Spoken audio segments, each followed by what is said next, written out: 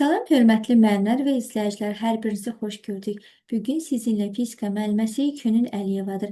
Mənim bugünkü video izahım dalğa optikası başlığından ətraflı yazılı cavab tələb olunan tapşırıqların həlləri olacaqdır. Bu videonu mənimlə əvvəldən axıra qədər geçsəniz tapşırıqlar sizə rahat gələcəkdir. Birinci sualdan başlayırıq.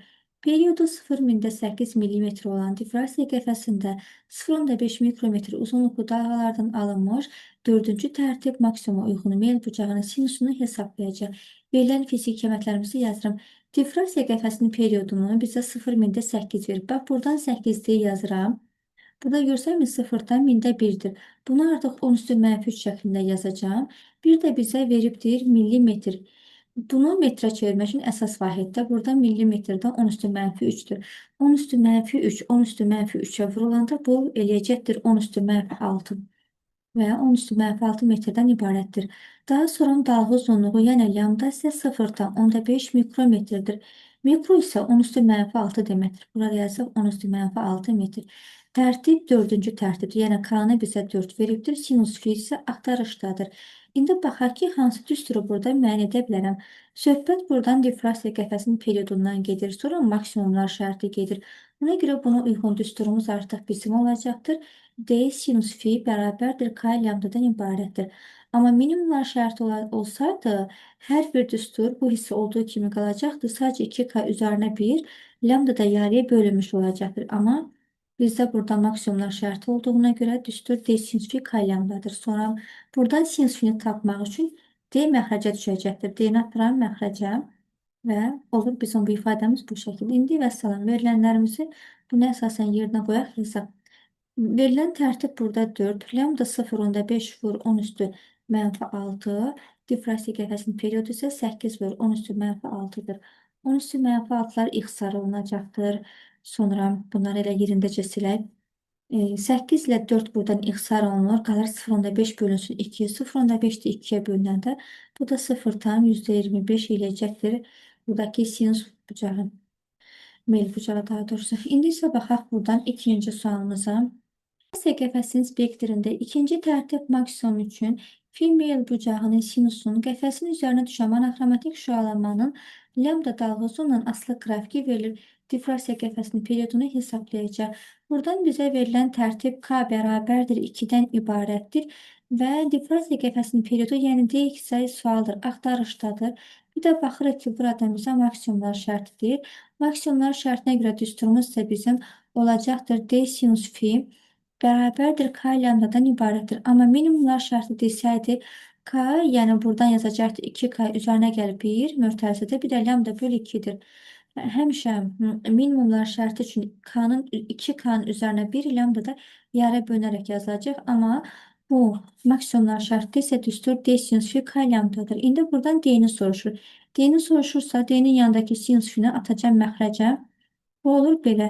Bizim bu son ifadəmiz bu şəkildə olur. Biraz da bu fiziki əməkləri buradan mehriban şəkildə yazaq. İndi bunun əsasında verilənləri yerinə qoyaq, yazaq. D bərabərdir.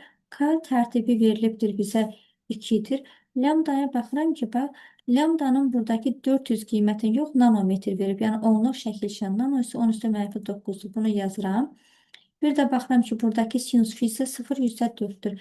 Deməli, lambdanın yerinə 400, 10 üstü -9 yazıram. Sinus fi isə 0,4-dür. Bu 0,4-ü də 4 vur 10 üstü -2 şəklində yaza bilərəm. 4 vur 10 üstü -2, sonra bu 10 üstü -2 ilə 10 üstü -9 ixtisar olunanda sürətdə qalacaqdır 10 üstü -7.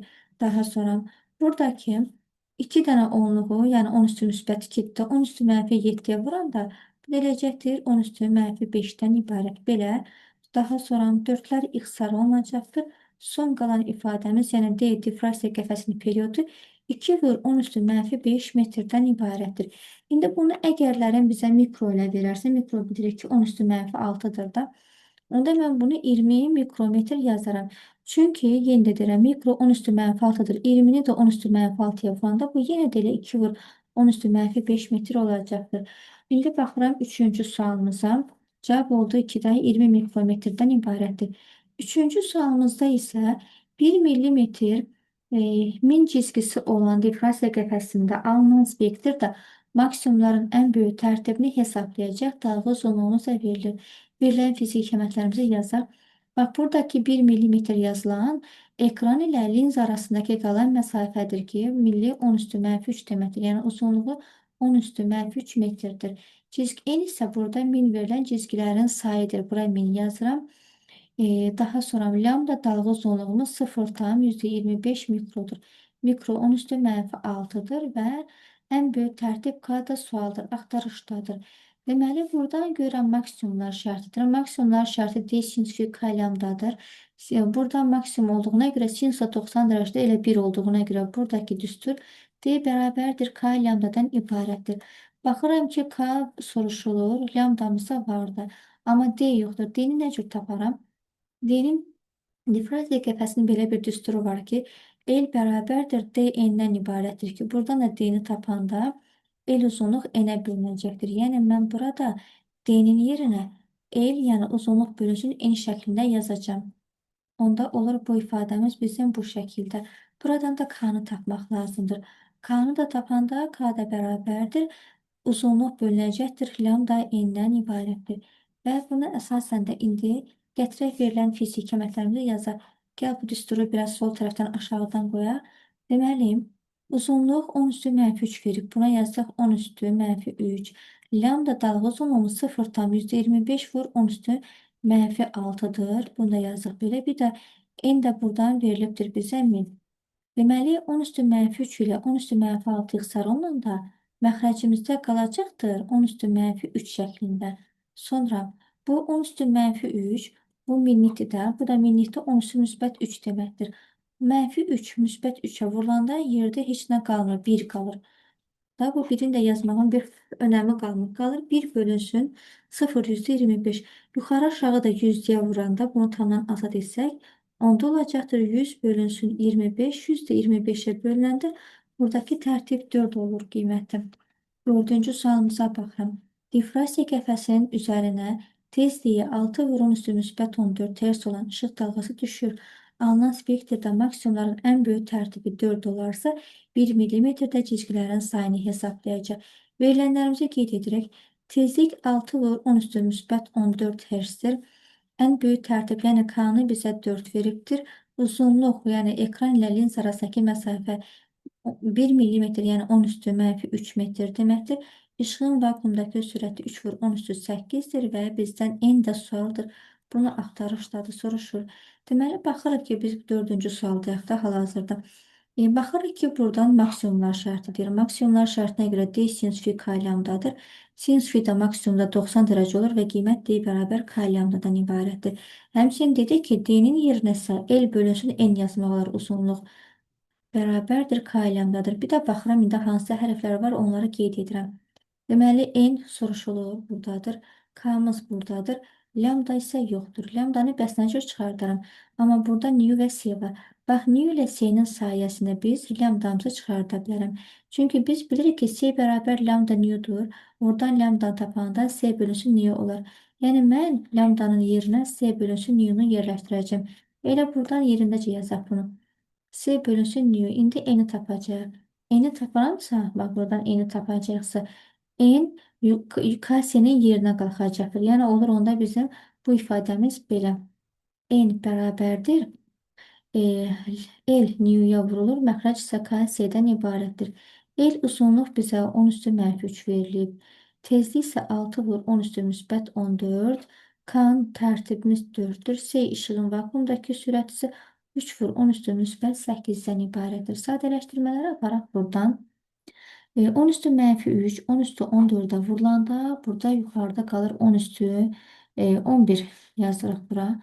10 üstü 11, sonra 10 üstü 11 ilə 10 üstü 8 isə ixtisar olunanda sürətdə 10 üstü müsbət 3 qalır. Bunu da silirik, yazırıq 10 üstü müsbət 3.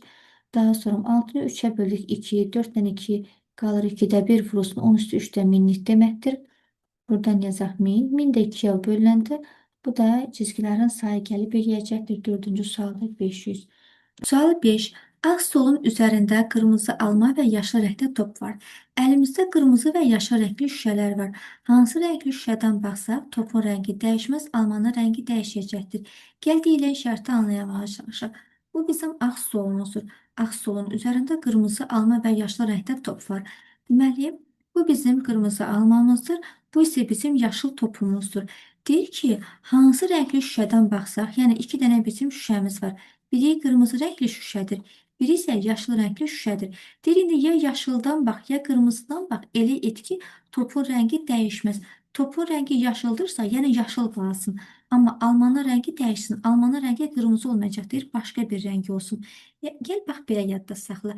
Hansı rəngli şüşədən baxırsansa, öz rənginə baxsan, öz rəngini vermiş olacaq. Yəni yaşıl rəngli şüşədən yaşıl topa baxacaqsansa, bu yaşıl rəng olacaqdır. Qırmızı rəngli şüşədən qırmızı almaya baxacaqsansa, bu da qırmızı rəngi verəcək. Amma bunların tam əksini götürsən, yəni sən yaşıl şüşədən qırmızı almaya baxsan, bunu sən tünd görəcəksən. Ya da qırmızı rəngli şüşədən yaşıl topa baxsan, yenə sən bu rəngi tünd görmüş olacaqsan. Gəl indi istərsən bunu bir də anlamağa çalışaq belə. Yaşıl rəngi götürürəm. Yaşıl rəngi gətirirəm, şüşənin üzərinə qoyuram, görürsən yaşıl rəngi olur. Yəni öz rəngini verir. Amma yaşıl rəngi qırmızı rəngin üzərinə gətirib verəndə bu tünd rəng olacaqdır. Bu da mənə deyir ki, elə et ki, yaşıl rəngli hardan baxsan topun rəngi dəyişməyəcəkdir. Deməli, topun rəngi indi dəyişməməsi üçün mən bunu öz rəngindən baxmalıyam. Yəni, yaşıl rəngli şüşədən yaşıl rəngli topa baxanda rəng dəyişmir. Olur yaşıl rəng. Amma yaşıl rəngli şüşədən qırmızı rəngli almaya baxanda isə bunun rəngi artıq tünd olmuş olacaqdır. Yəni, bax, isbatına baxıram. Qırmızı rəngi gətirdim, qırmızı rəngli şüşəyə qoyanda qırmızı rəngi verir. Amma qırmızını gətirib yaşla qoyanda bu isə artıq tünd rəng olur. Deməli, qırmızı rəngdən çönür, olur tünd rəng. Bu da deyir, almanın rəngi dəyişsin. Deməli, bu sualımızın cavabı onda yaşlı rəngli şüşədən baxmaq lazımdır ki, mən topumuzu burada yaşlı rəng görüm, amma almanın rəngini isə tünd rəng görmüş olum. 6-cı sualımızda da həmin sualın tam əksi olacaqdır. Və buradan silək bu qeydlərimizi. İndi buradan baxacaq buna. 6-cı sualımızda isə deyir ki, bizə almanın rəngi dəyişməz.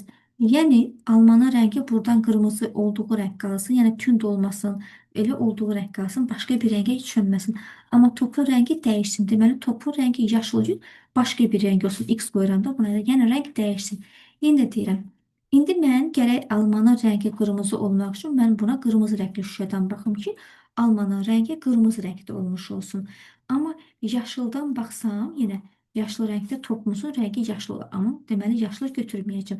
Qırmızı rəngli şüşədən isə yaşlı rəngli topa baxsam, artıq mən bunun rəngini tünd rəngdə görmüş olacağım. Hər şüşəli rəngdən hansı rənglə baxsan, öz rəngində olan əşyaya baxsan, öz rəngini görmüş olacaqsan. Yəni belə ümumiləşdirə bilərəm ki, yaşlı şüşə yaşlı rəngi buraxır, qırmızı şüşə qırmızı rəngi buraxmış olacaqdır. Belə. İndi yenə də gəl isbatına baxıram. Qırmızı rəngi götürürəm. Qırmızı rəngin üzərinə qoyanda görsən qırmızı rəngi vermiş olacaqdır. Amma yaşlı gətirib qırmızının üzərinə qoysam bu tünd olacaqdır. Yəni öz rəngindən baxmaq lazımdır ki, öz rəngini də ala bilək. Cavab da burada 6-cı sualımızda olacaqdır qırmızı rəng. Yaşlı rəngi götürülməyəcək. Sonra baxıram növbəti sualımıza. Sual 7. Qırmızı işıq vakuumdan 0,7 mikrometr maye keçəndə onun dalğa uzunluğu 0,35 mikrometr dəyişdi. Mayədə işığın yayılma sürətini hesablayacaq. Bax, bizim birinci mühitimiz vakuum mühitidir. Sonraki mühit ikinci mühitdirsə, bu da maye mühiti veriblər. Yazıram ki, birinci vəziyyətimizə görə vakuumda verilən dalğa uzunluğumuz lambda 0, 0,7 mikrometrdən ibarətdir. Bir də bura fikir ver, bax. İşığın vakuumdakı sürəti də 3/10⁸dir. Vakuuma görə işığın sürətində yazıram ki, bu 3/10⁸8 metr bölünsün saniyədən ibarətdir. Sonra isə digər ikinci mühitimiz gəlir. İkinci mühitimizin də adını maye qoyubdur. Mayeye görə isə verilən fiziki kəmətlərimizi yazıram ki, bizə deyir ki, mayede işığın yayılma sürətini tap. Mayede işığın yayılma sürəti V-dir. V ilə yazılır. Bunu bizdən soruşur. Bir də mayədə bizə dalğa uzunluğu nə şəkildə verilibdir? Deyir, dalğa uzunluğu 0,35 mikrometr demir, ha? Deyir, dəyişdi. Bilirsiniz də bu nə cür yazılır? Belə dəyişdi görsən 0,7-dən 0,35-ə düşübdür. Bu azalıbdır. Biz də bilirik ki, nəyəsə azalanda onun sonuncu hərfin birinci hərfə bərabər edirsən, azalırsa bu çıxılmış olacaq. Nə qədər 0,35 azalıbdır? Çıxdı 0,35. Lambda 2 bizim maye mühitimizdir. Lambda ilə yazırıq bunu. Mühitə görə lambda ilə yazılır bu. Bərabərdir nə? Lambda 1 də vakuum mühitidir. Vakuum dayağına 0 atıram. Çıxıram 0,35'i.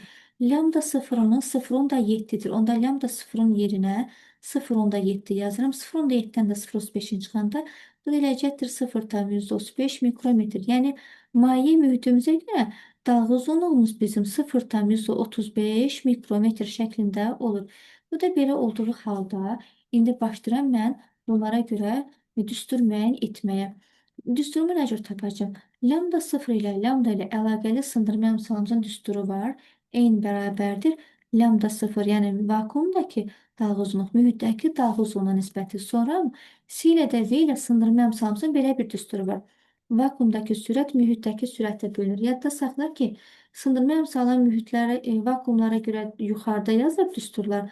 Amma mühitlərə görə isə bu aşağıda olur. Buradan sındırma əmsalımıza deyirik ki, sənə yaxşı yol. Bunu atıram gedir. Və başlayıram buradan məndən mayədəki sürəti soruşursa, yəni V-ni tapacağam. Mən də buradan V-ni tapacamsa, onda yəni mayeyə görə V bərabərdir. Lambda C bölünəcəkdir lambda 0-dan ibarətdir. Verilənlərimizi qeyd edək buradan. Lambdamız, yəni mühitə görə dalğa uzunluğumuz 0,35 mikrometrdir. Yazıram 0,35. Mikronun üstü mənfi 6-dır, onsa mikrolar ixtisar olunacaqdır. Sonra C vakuumdakı sürət 3 vur 10 üstü müsbət 8. Lambda 0'ımız da bizim vakuumdakı dalğa uzunluqda 0,7'dir. Bunun da yerinə 0,7 mikroda 10 üstü mənfi 6'dır yazıram. Və 10 üstü mənfi 6'larımızı buradan ixtisarımıza aparar. Bu 10 üstü mənfi 6'lar ixtisar olunacaqdır. Daha sonra qalır bu ifadəmiz. 0,35'i də böldükdə 0,7'yə bu da eləcəkdir 0,5 0,5'tir. Burada da qalıbdır 3 vur 10 üstü müsbət 8'dir. 0,5 yazaq buradan 3 vur 10 üstü müsbət 8. O da bərabərdir. 1,5 vurulsun 10 üstü müsbət 8'dən bu sualımızın cavabı ibarət olur. Baxıram sonraki sualımıza. Gəlin bu tərəfə buradan silək yazıları. Deməli, 8-ci sualımızda bizə deyir ki, linzanın qarşısına qoyulmuş S nöqtəsində olan qırmızı işıq mənbəyinin xəyalı B nöqtəsində alınır. İşıq mənbəyini yaşlı mənbə ilə dəyişsək, xəyal hansı nöqtədə alınmış olacaqdır? Bax, bu bizim görürük ki, nədir? Toplayıcı linzamızdır. Toplayıcı linza nədir? Qabarıq linzadır da, şüşədir də, yəni belə qabarıq şəkildədir. İndi bunu gəlin burada prizmamızdan uyğunlaşdıraq. Görək prizmada necə idi? Prizmada bilirik ki, ağ işıq dəstəsi gəlir, dəyir prizmaya, yəni şüşəyə dəyir, 7 rəngə bölünür. Ən az sınan rəngimiz bizim qırmızıdır, amma ən çox sınan rəngimiz isə bizim bənövşəyi rəngi olacaqdır. İndi bu da bizə deyir ki, buradan sənin bir işıq mənbəyin var, gəlir dəyir bura. Sınandan sonra haradan dedik? Keçir, qoyuq bir də işıq mənbəyində xəyalı B nöqtəsini alır. Yəni, bax, bu buradan B-dən belə keçmiş olur. İndi deyir ki, həmin bunu deyirsən neyinə? Yaşıl mənbə ilə, yaşıl rənglə əvəz edəcəksin. İndi buradan bu işıq mənbəyimizdən bu gəlir yaşıl, dəyir bura.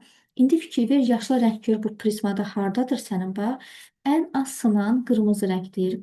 Qırmızıdır. Sonra narıncı, sarı, yaşıldır. Yaşla fikir ver, yaşıl daha çox sınır.